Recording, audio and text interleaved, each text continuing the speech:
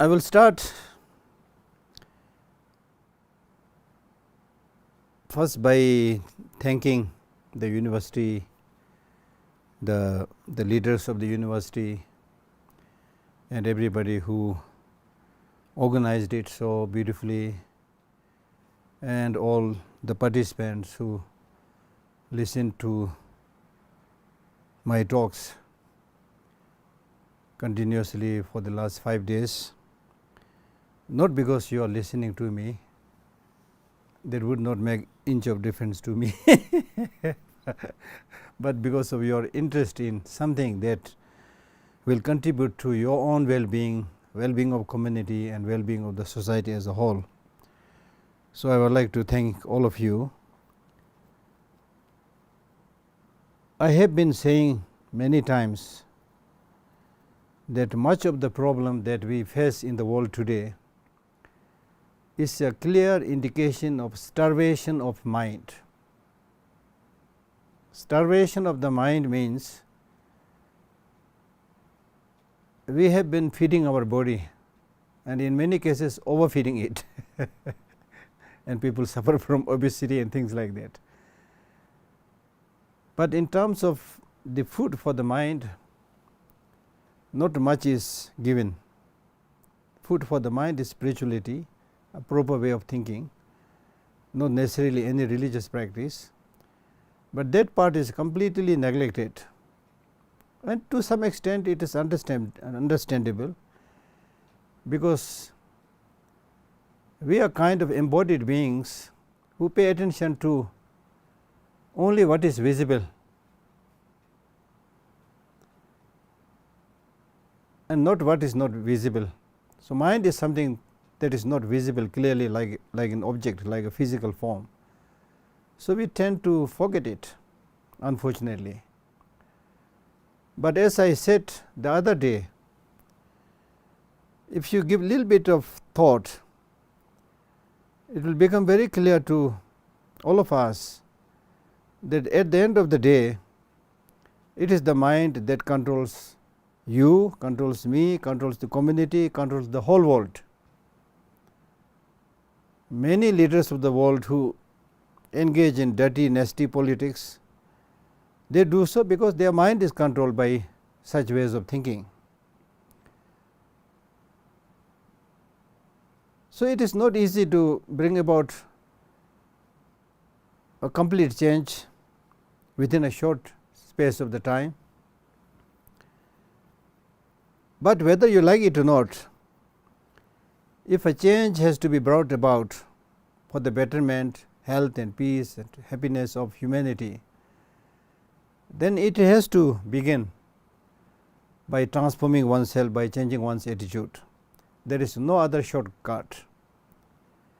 In the human history, we had many revolutions, French Revolution, Russian Revolution and many others, where one used force, as still we are doing that, unfortunately. And by using force, you try to silence the opponent and bring about a solution. So, these bloody revolutions never brought long lasting peace and happiness. We should be able to understand that by now. But again, unfortunately, human mind is very paradoxical. On the one hand, when it comes to good things, if you are asked to be mindful and be in the present, we are not be able to stay in the present. But when it comes to doing something bad, we are very much alive and present and active also. but then you will also see that our memory is very short. We forget, we hardly learn anything from history, what has happened in the past. On the one hand, we have this very bad habit of lingering in the past and not able to come out. At the same time, the lessons that you should learn from history, we are not able to learn. So, human mind is, I do not know how it functions, it is very paradoxical. But the good news is that if you train the mind, it can be trained. I recall very well that once we had this very famous Mind and Life Conference in Dharamshala, where His Holiness and many other eminent scientists were present, and we had this meeting many times. Each meeting lasts for 5-6 days, and we had this many times in Dharamshala and elsewhere. So during that time there was a lot of discussion about many things, and one of the important topics was who does the thinking, the brain or the mind? There was a lot of discussion. Scientists were talking primarily about function of the brain. Apart from brain, they don't talk about a non-physical entity called mind. Whereas in Buddhism, we talk very much about the mind, not only mind but grosser level of mind, subtle mind, very subtle mind, and so forth. So after a lot of discussion, we had a tea break. Then during the tea break, I jokingly told some of my friends that I have a good news. Then they said, what is the good news? Then I said, the good news is I don't care who does the thinking. Whether the brain does the thinking, mind does the thinking, I don't care. We can always discuss, but that's not so important. What is important is if you make an effort, you can change. You can change the brain, you can change the mind. In the classical physics, they talk about hard wiring of the brain, and it's not possible to change the brain, especially when you grow older. Then you suffer from dementia, old man's sickness of brain, and you can't change it. Now with the modern science, modern neuroscience, now they are talking about neuroplasticity. That means you can train the brain and make it plastic.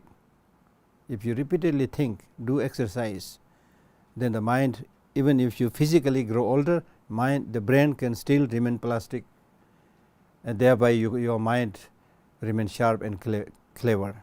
So that is very much in harmony with the Buddhist concept. The Buddhist concept is that the mind is a non-physical, luminous, non-physical entity which is also cognitive.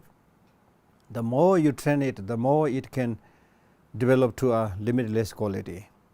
So the latest finding of the science also goes very well with the Buddhist notion. So my main point is, I am not trying to prove that Buddhism is especially important, but my point is that whether it's brain or the mind, it can be trained. But today when we talk about mental health, we are not talking about future lives and things like that, which will become very complex. This life is already here. You are there, I am here, we are all breathing, we are talking, listening to each other. So this is not just a dream, it is there.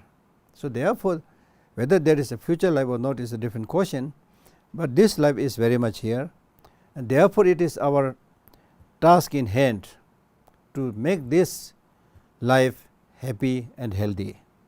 Happy and healthy means physically happy and healthy, mentally happy and healthy. But in terms of physical health, yes, number of steps have been taken, but with mental health not much has been done. But now gradually, for example, the British Psychological Society suggests a paradigm shift within the field of mental health. Paradigm shift means it is calling for an alternative conceptual approaches away from the current disease model. The current model of mental health is find out the disease, give the pills, give the medicine, more or less that is it. Now they are more and more seeing the importance of alternative process of giving the mental health, and which is again very much there in the Buddhist psychology, Buddhist philosophy. For example, in our own Tibetan community in exile, Buddhism is the main determinant of mental health within the Tibetan community in exile, and in that mental health there are themes that elucidated Buddhist mental health insight, which included holistic health, understanding of mind and mental factors, proper fine tuning of mental attitude, personal responsibility, meditation, treating the root cause of disease, understanding human nature, and so forth. So, there is a very elaborate systematic process of mental health. In fact, the whole Buddhist teaching, the primary focus is, as I said earlier on the first day when I spoke about the meaning of Dharma, which means changing and transforming the mind. So, they transforming the mind means basically removing the illness and suffering of the mind and making the mind healthy. So, from that point of view, we can say Buddha has the healthiest mind, a mind which never suffers, a mind which is away from all kind of destructive negative emotions. So, we can also, provided if we practice, if we understand the importance of these and practice, we can, it is 100% sure that we can make progress and we can become mentally healthier and happier. As I said on many occasions, even during the last few days, that mental attitude is really the key thing in our life. Like, let me give you an example again. Let us take the example of marriage, for example. That is something that we all deal with, and it is very easy to understand for all of us. Like, you marry somebody, young man or young woman. When you marry somebody, that young man and young woman, the young woman, when marries that young man, she thinks that this man that I am going to marry is, if she is doing that not by force, unfortunately sometimes this is also happening, but through your choice, if you are marrying this young man, then you will think, I got the most handsome man. Similarly, that handsome man also thinks, I got the most beautiful woman. Now, if you really ask a further question saying, is this the most handsome young man in the world? Is this the most beautiful woman in the world? No, and it does not have to be. As I said, beauty lies in the eye of the beholder. If it is good for you, it is good. There is not much difference whether you drink from your ordinary cup or from a golden cup. What is important is what is the content, not the container, right. So, what I am trying to say is, you thought this is most handsome, this is most beautiful, this is your projection, and it does not have to be exactly like that for everybody, because everybody has their projection. So, from there you can, what I am trying to tell you is, I am trying to give you a clue that just as your attitude is different with that one particular object, similarly in every object, what you see, what perceive, what you hear, these are of course your ear hears, your eye sees, but what you see, what you hear is very much influenced by your thinking, your mental biases, prejudices, purity of the mind, so many things, right. So, therefore, from that what we should really understand is your mental projection plays a very, very important role. So, therefore, you should as much as possible try not to exaggerate anything, try not to denigrate anything, try to see things as they are. Now, that is not easy, you need to be very honest there. If you are able to do that, you will be able to solve many problems, many differences in the world.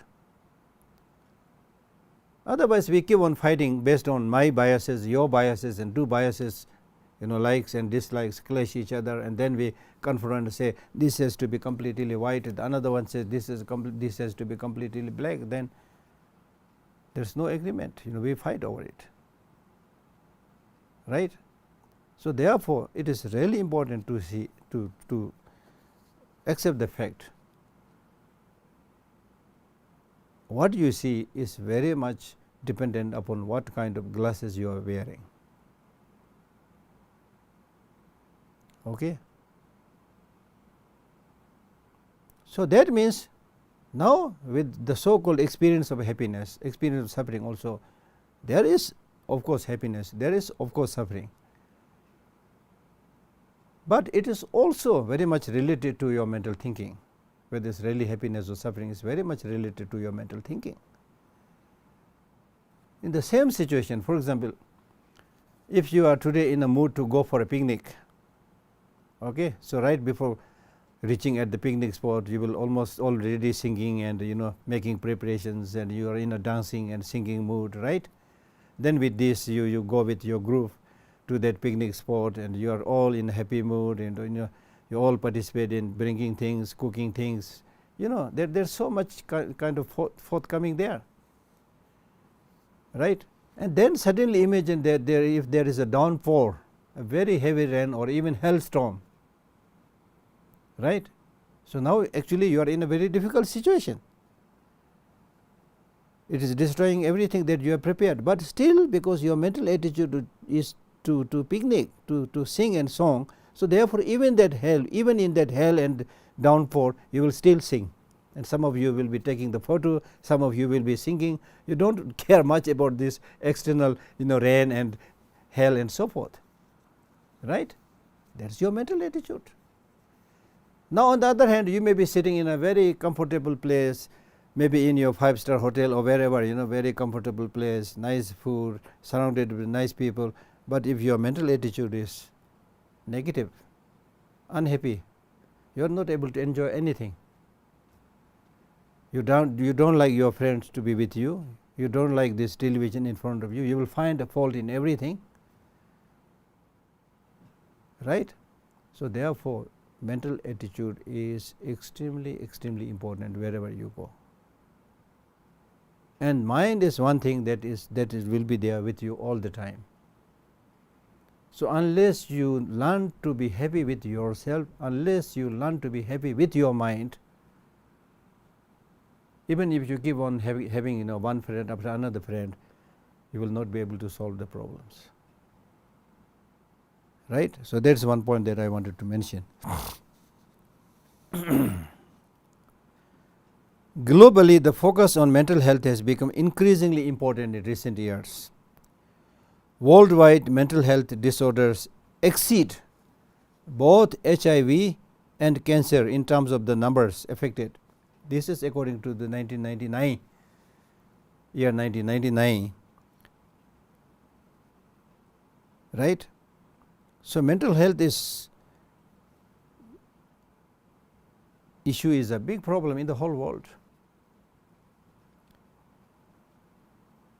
Daniel Goleman, who has written this very popular book, Emotional Intelligence and so forth, who I know him personally very well, and he has written that I contend that the model of mental health one finds in Eastern psychologies and Tibetan Buddhism is the example par excellence. Really overreaches and extends in a very powerful way our own notion of mental health, and His Holiness calls it emotional hygiene. What intrigues me, he says, is that I was never told a thing about this in my graduate training or in any psychological course, although these psychologists, the Eastern psychologists, have been applied for more than 2000 years. That is the problem, you see. So now more and more people are showing interest in this, and this is important. As I write in the beginning, read that gradually there is a shift from the disease model, okay, to an alternative treatment, alternative lifestyle, in which your way of thinking is so nice, your lifestyle is so perfect that you don't even get sick. To first let yourself become sick and then go to a doctor is almost the last resort.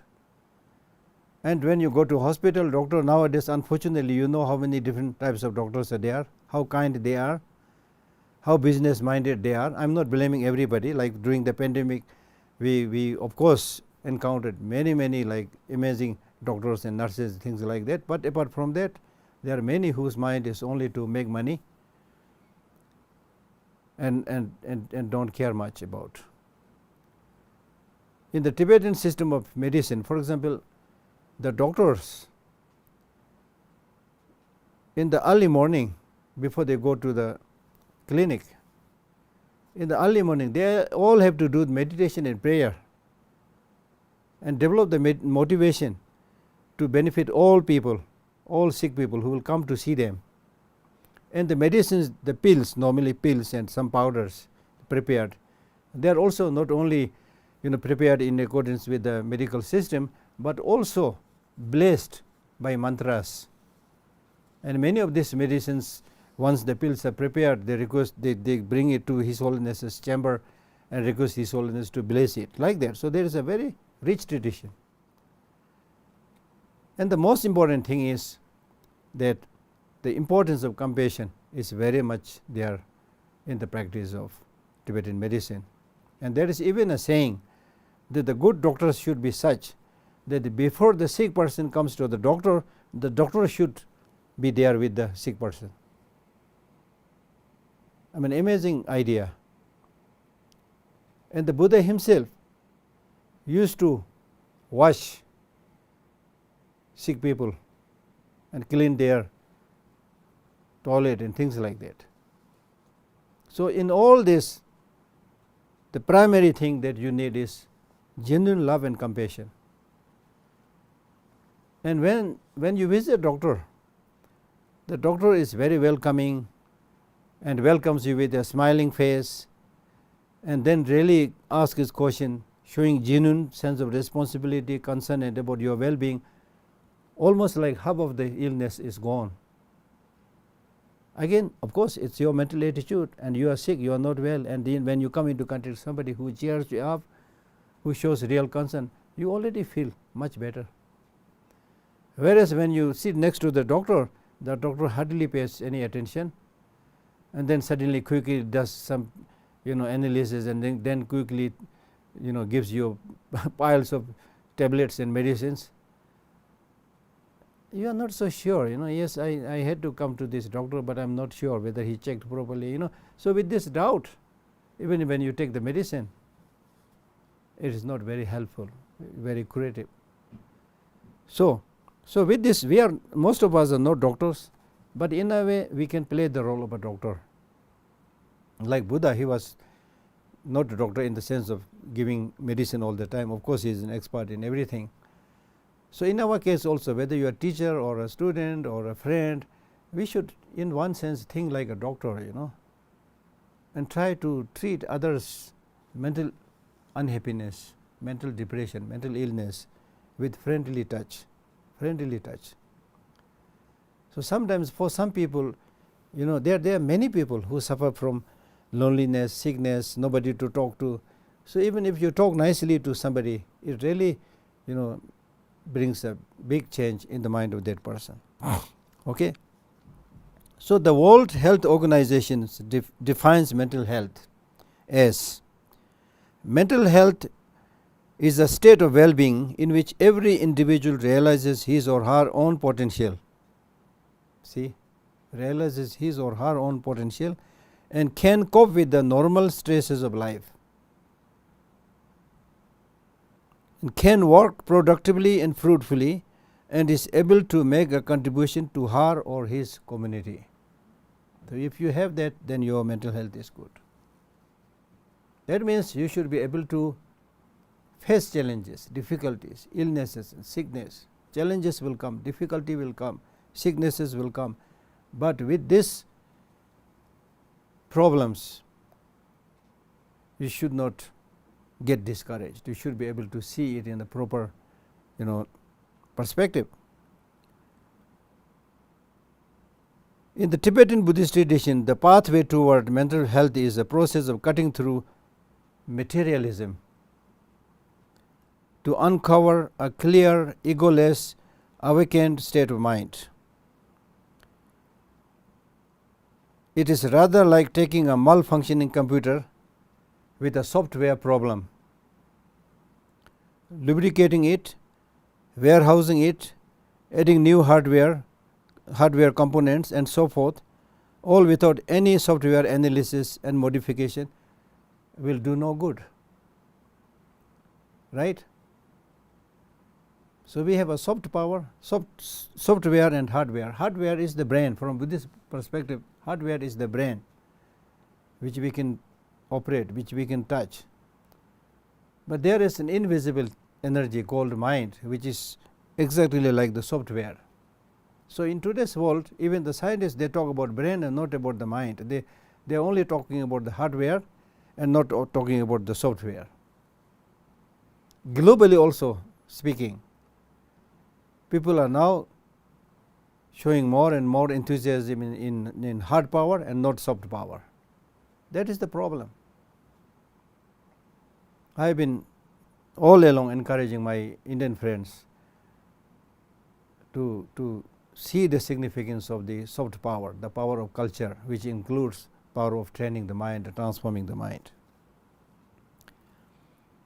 So, therefore, in order to have that proper mental health, to make a long story short, you need to identify the negative emotions from the positive emotions, because your goal is that you want long lasting happiness, and to get that long lasting happiness, you need to find those that obstructs achieving that long lasting happiness, which is none other than the negative emotions. So, you need to identify all the negative emotions that obstructs your path to happiness. And it is not enough to identify, reduce the negative emotions, you also need to empower and strengthen the positive emotions like loving kindness, compassion, wisdom, strength, forgiveness, patience, and so forth. So, that way it is 100% sure that you will be a happier person. Just do that. Then on top of that, there are many things to do. For example, these days there is a lot of talk about the importance of exercise for your brain also, for your body also. So, they are here in this case, you need to know few facts. It is now scientifically proved that just moving your body frequently keeps your brain sharp, and especially in today's world. In most of the cases, we work in offices and things like that. So, where most of the time we are sitting on the chair. So, now chairs are called killer chairs. Killer chairs. If you continue to sit for long time, you have no idea how much damage is done to your body, especially if the chair is of not the right posture and size, things like that. That is something that you can start doing from tomorrow onwards. Okay, that I myself personally know the benefit of that. For example, if you have been sitting there reading something, feeling sleepy, lazy, it means things are not working well. So, immediately you get up, take few steps, stretch your arms, things will immediately change. Then when you have more time, then do some exercises. Exercise also gradually, right in the beginning, don't stretch too much, things like that. Okay. So, in one study it is said there are compelling evidences showing exercise improves your memory and cognition. In one study it is said just 20 minutes of leg strength exercises enhanced long term memory by about 10%. Now the question is, it will happen, but you have to do it. And how many of us are willing to do that? We are unfortunately lazy people. You get very excited and want to do that exercise from tomorrow, then you do it for 2-3 days, then nothing. So, that is the problem. Then not only exercise, you need to, with exercise you need to change your food habit also. I once read a story of somebody who really wanted to improve his health. So, he used to go to the gym and spend 2 hours doing very rigorous exercise, sweating all the way, things like that. Then after the exercise he would say, now I worked so hard, I deserve a chocolate. then he would again start eating chocolate, which will again destroy what he has gained. So, that is the thing. So, you need to, when it comes to improving the health, it has to be holistic from all angles, in terms of your sleep, in terms of your food, in terms of your exercise, in terms of your mental peace, and so many things. So, exercise significantly slows the rate of the brain aging, especially if you are over 60, then you need to do a lot of this kind of exercise not to let your brain age. Okay. According to a recent study published in the journal Neurology, physical activity can slow brain aging by as much as 10 years. Again, you get that if you do it. If you don't do it, you will not get it. Okay. So there are many things, but I'll just mention few things. Exercise also promotes psychological health and good mood. You see, if you just keep on sitting at one place, then you might get, your mind might get drag, and you might, you may not have a good mood. But when you do exercise, then your mood also improves. Memory and cognition are not the only benefits associated with physical fitness. Exercise also dispels depression. In today's world, there are many people who get depressed, especially in the so-called more developed countries. The less developed countries, it's just amazing to see things. If you go to very poor villages, there are not many people suffering from depression. They are suffering from, of course, malnutrition, things like that, but not so much from depression, because they are always in touch with each other. They are happy with small things. But as our affluence grows, then we want more and more. We are not satisfied with everything.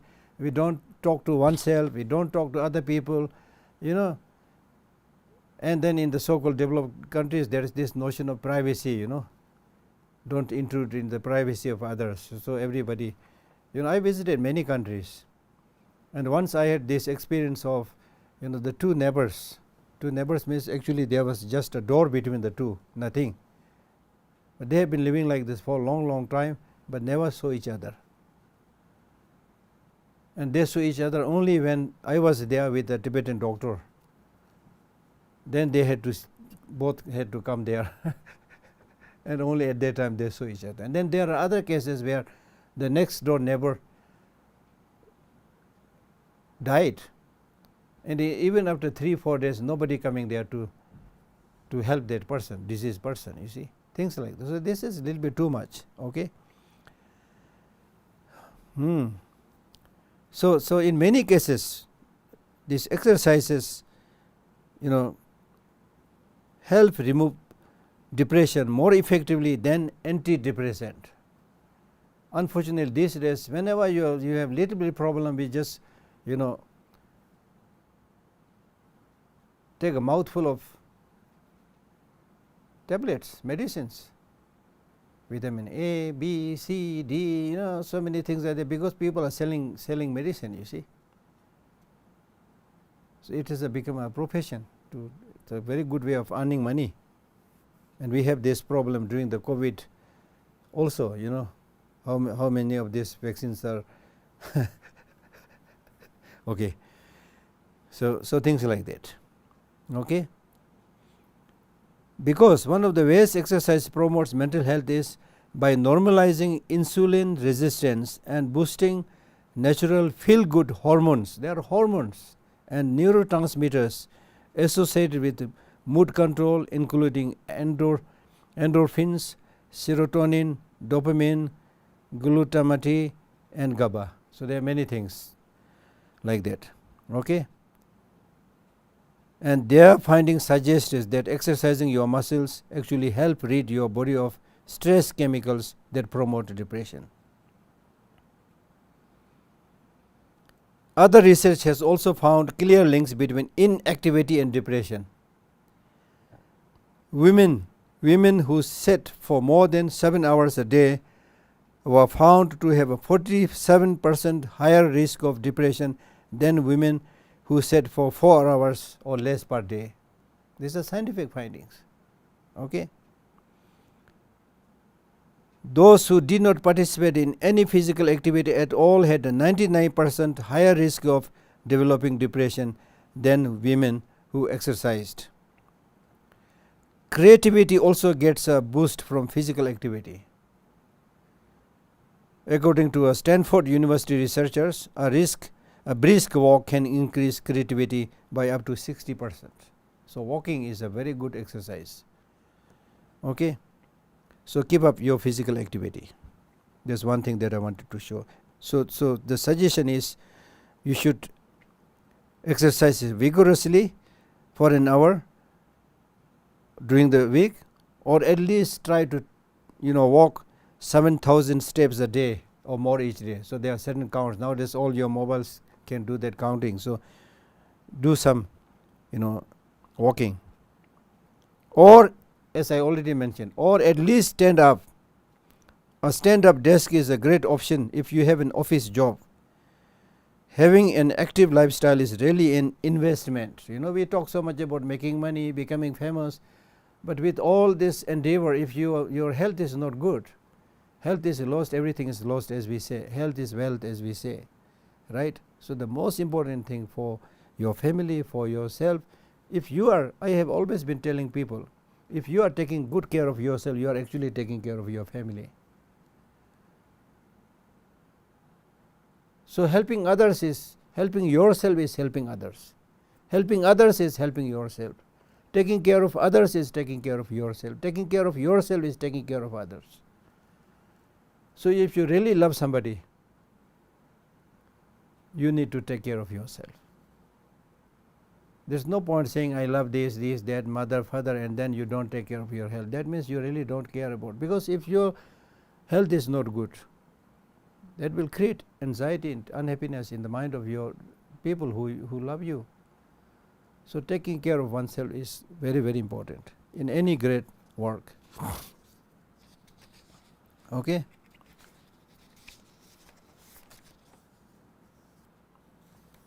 Then the second point I wanted to quickly touch is how our emotion affect our health. I am not going into detail because I already spoke about it. Here what is important is to find the difference between the positive and negative emotion and try to remove the negative emotion, or at least try to reduce the negative emotion. And for doing that, you should study each of the negative emotions like anger, jealousy, hatred, and things like that. For example, if regarding jealousy, if you are jealous of your neighbors, if your neighbor bought a car and therefore you are jealous, you will not get the car. It will only torment your mind. So all these negative emotions are there to torture you, not to benefit you at all. Okay. So in each and every hour and day, you experience so many types of emotions. If you can envision a chart of the ups and downs of the stock market on a wild and volatile day, you will have an idea of the kind of signals we create in our hearts in times of such emotions. There is so much upheaval of emotions, and which is not good. Too much ups and downs is not good. Try to lead a stable life. If you hear good news, there is every reason you should be happy, but don't get too excited, because bad news is waiting. If you get bad news, naturally you will feel sad, but don't get too discouraged, don't get deflated, don't get completely kind of losing your hope. No, because good news is also waiting. So whatever come, as I said the other day, whatever may come in my life, I will never make my mind unhappy. That should be there, right? So once you learn this strategy of maintaining the calmness and stability of your mind, then even if there is a big problem, for the time being you may get discouraged and so forth, but very quickly it will come back to its normal state and you will be able to remain healthy. So for that you need constant training. For example, in the case of food, it is not enough that we take lunch, dinner for one day and then skip 3-4 days. No, we have to eat every day. So similarly, for your mental health, spiritual practice also, it is important to do that spiritual practice every day. It is not that you do spiritual practice for 1 month and then boom, there is endless mental happiness and peace. No, that will not be there. So therefore you need to do it regularly, constantly. The more and more do it, the more and more your health will improve, your mind will become stronger and more resilient and so forth. Okay. So occasionally it is important to listen to yourself, because in each moment of every day a conversation is taking place inside us. that is one of the most vital we will ever find ourselves engaged in. It is the silent, often subconscious and never-ending conversation of emotion-based signals between the heart and the brain. There is a communication going on, right? So, according to the signals that the brain gets, it will respond positively and negatively. So, therefore, try your best to give good news, not the bad news. Okay?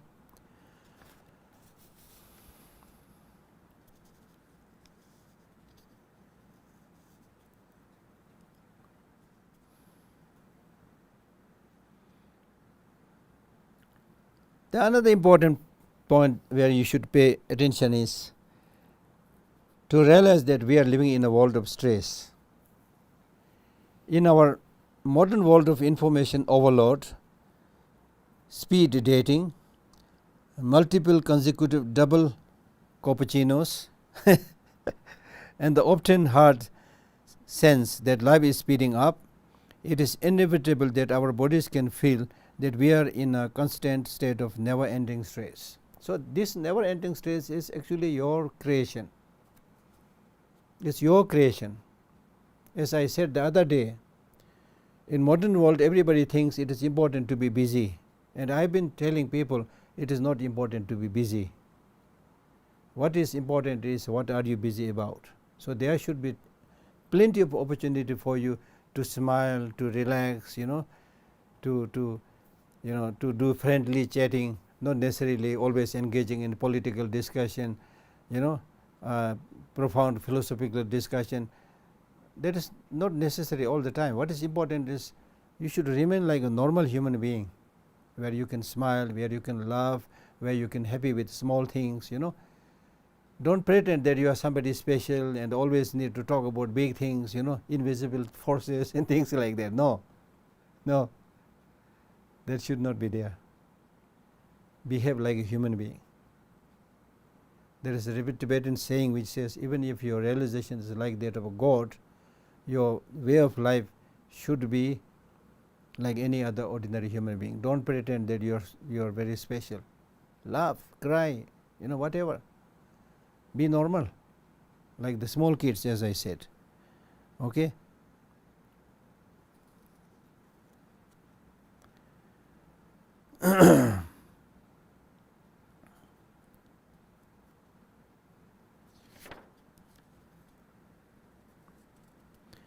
Then another important that is repeatedly taught these days is the art of breathing. Art of breathing, that also is very much dependent on our lifestyle.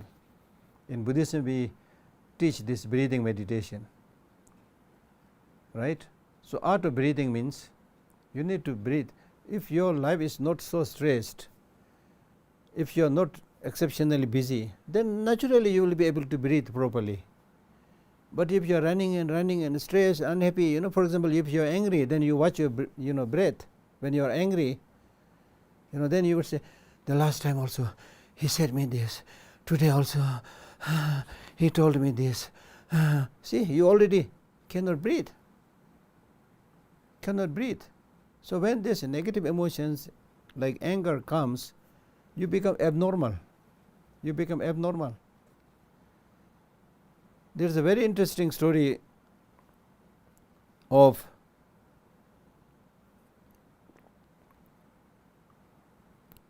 interesting story or thing said by Buddha. When Buddha was asked by somebody saying that when two people fight, why they need to shout at the top of their voice? Like when two people are fighting, they are actually very close to each other, right? Still they have to shout at the top of their voice, you shameless beggar. Something like that. You have to shout at the top of the voice. You are sitting very close to each other. There is no need to shout. You can say it quietly. Can you fight with somebody quietly? Last time also you said like this, huh? No, you shout at the top of your. Why? This was asked to Buddha. Why? The Buddha said, because mentally you have already distanced yourself from that person. Physically, yes, physical closeness is not closeness. We have a saying in Tibetan that the blessing of a Lama is greater from a distance. When you have that faith, you may be living in America and His Holiness Dalai Lama is in Dharamshala, but he is in your heart, so distance doesn't really count. But when you are mentally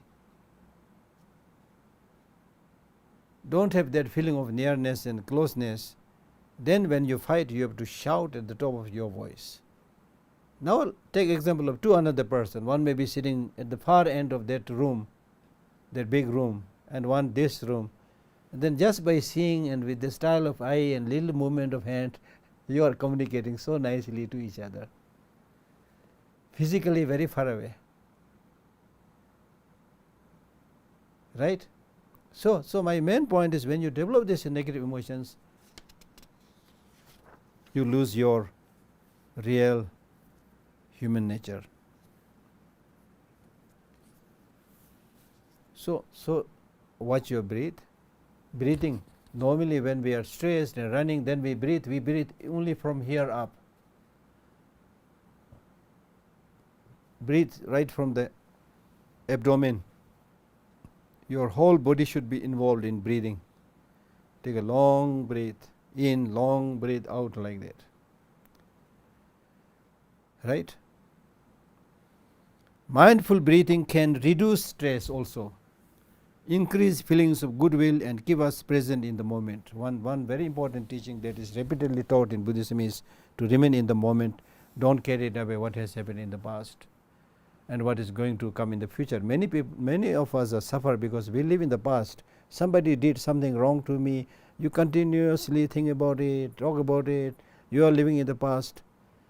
Somebody very cleverly said that there are two days that you can't do anything: yesterday and tomorrow. Because yesterday is gone, tomorrow is yet to come. You can't do anything with this 2 days. So like that, past is gone. The only thing you can do is, if you can learn some lesson, learn about that. Otherwise, don't relive in the past. It's gone. Again, I'll tell you another story. When Buddha was somewhere with his followers, a gentleman came extremely angry, rushing straight to the Buddha and spat on his face. Very angry. Buddha just looked at him, did not say anything. And when his followers pushed that gentleman away and then said to the Buddha, your patience is a little bit too much. This man without any reason and came and spat on your face, and you are still sitting there calm and peaceful. How come?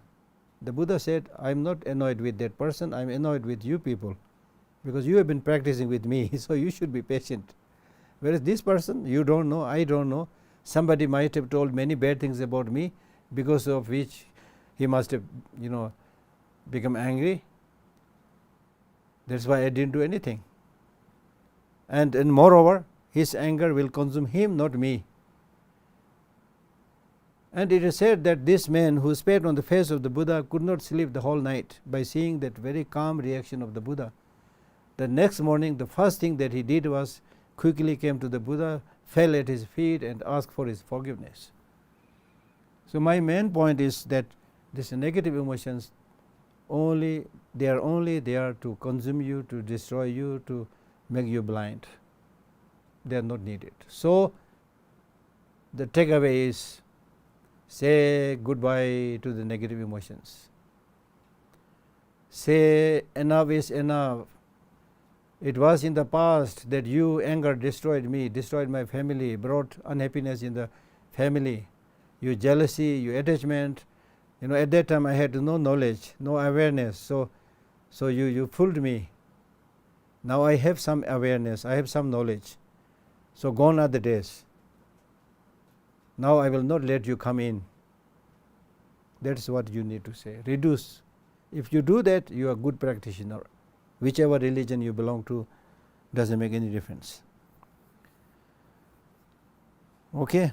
So in the Indian tradition, we have all this pranayama traditional yogic practice of slowing, extending, observing your breath, all these things. Okay, meditation and dhyana, all these things are there.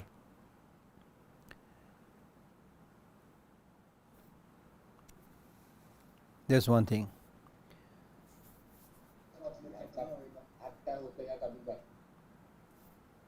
And another point about the role of meditation in mental health. Science is finally able to record the amazing effects of meditation. Meditation influences the body in unexpected ways. Experienced meditators, for instance, can speed or slow their metabolism by more than 60% and raise their body temperature by as much as 8 degrees centigrade. Even a little training in meditation can make people calmer, less stressed and more relaxed. As little as 20 minutes a day of meditation leads to physical changes such as reduced blood pressure, lower heart rate, deeper and calmer breathing. I have that experience myself to some extent. At one point, when I went to check in hospital, they said, "Oh, Geshe, your blood pressure is at the border, not bad, but maybe good to take some medicine." But yes, I took some medicine. Then later on, I didn't take any medicine. I changed my food habit a little bit, and my mind normally very calm, very peaceful. So it is now almost a year. I had no difficulty with those things. So what I am saying is, this is because of calmness of the mind, makes a huge difference. Okay.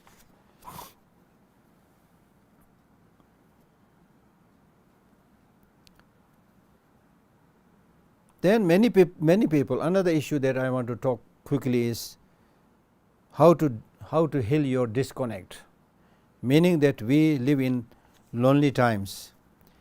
The elderly are lonely, the teens are lonely, people are lonely in cities, in rural areas, so much so that it is now considered public health issue. According to Harvard Business Review last year, this feeling of loneliness is declared as the world's declared that the world is suffering from an epidemic of loneliness. So that feeling of loneliness is there because you, as I said earlier, you don't know how to live alone because you don't have these internal mental qualities, and also don't know how to live with others because you don't have love and compassion. So you should be good in at least one of these two things if you want to get rid of loneliness. Loneliness is not equal to solitude. People who intentionally isolate themselves, remain in solitude, do meditation practice, they never suffer from loneliness. But there are people who suffer from loneliness who may be living in a big city of 20 million people, but there is one guy who is suffering from loneliness. So it's not so, the loneliness is not due to having no company or no people around. There are 20 million people around, but because of this disconnect, mental disconnect, you suffer from loneliness. Then we have like Tibetan meditators who isolate themselves intentionally for their practice and remain in high mountain for 20-30 years. They never suffer from loneliness because in their mind they always think about other people, develop love, compassion and so forth. So therefore, to heal that disconnect, practice small talk. Try to talk to people when you do some shopping. At least say hello to the cashier and think small talking. Number one. Number two, get comfortable with your own company. As I said, you should learn to live with yourself. At the end of the day, you need to be happy with yourself.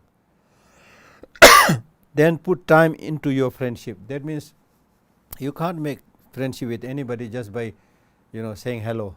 You need to put some time, spend some time with them, and then also help each other. Then gradually you become friends. So therefore, it's an incremental process, and proximity and repetition is the key to get real friends. And then also find out the lonely part inside of yourself. What is the reason why you are feeling lonely? Which part of your body feeling that loneliness? So you need to do this in two ways. One is whether it's due to the outside world or it is due to your internal situation. So, you find the reason and heal that and understand your loneliness. Okay. And then reach out to family. Another important thing is, empty mind is the devil's workshop, as we say. So you become lonely, you suffer from stress because you are not doing only thinking, empty thinking. So therefore, the way to solve many of these problems is start writing stories. It's very healing, scientifically proved that it's very healing to do something creative, some writing and things like that. Write about the history of your family, from which area they came from. It's a very interesting thing, not only healing for yourself, but that way you will also remain in touch with your ancestors, and more importantly embrace who you are. Don't think that you are inferior to anybody. Appreciate, embrace yourself. Okay. So I think my time is gone. So the good thing is, now gradually people are like scholars like Martin Seligman, who wrote many books. One book that he wrote is called Authentic Happiness, meaning how to find authentic happiness. There he talks about the positive psychology. That means not only talk about the negative emotions, but also talk about the healing parts of psychology, right? So it is not enough to try to reduce the negative part, but also empower yourself with the positive emotions. So this must be done. Okay. So therefore, in short, you need to improve your knowledge and insight for overcoming any challenges, and patience and persistence, and certain negative things you need to avoid, you need to remove and change your lifestyle. Okay. So and as somebody said, there is no love of life without despair of life. That means challenges and sufferings and problems, happiness, they will all come together, but take the best out of every situation and transform misfortune into the path. That means the so-called tragedy, the so-called challenge, the so-called misfortune, if you are able to handle it and see it in its right perspective, you will be able to transform it and make good use of it. Even poison can be used as a medicine when you know how to do it. Okay. Thank you.